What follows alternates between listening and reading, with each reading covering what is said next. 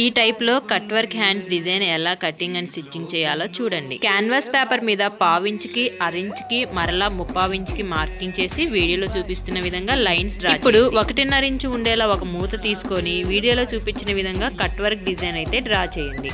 ఇప్పుడు నిదానంగా కట్ చేసిన తర్వాత క్యాన్వాస్ పేపర్ ని లైనింగ్ ఫ్యాబ్రిక్ మీద పెట్టేసి ఐరన్ చేసేస్తే స్టిక్ అయిపోతుంది. ఇప్పుడు లైనింగ్ ఫ్యాబ్రిక్ ని మెయిన్ ఫ్యాబ్రిక్ మీద పెట్టి వీడియోలో చూపించిన విధంగా స్టిచ్ చేయండి. అలాగే టక్స్ పెట్టాలి అక్కడక్కడ.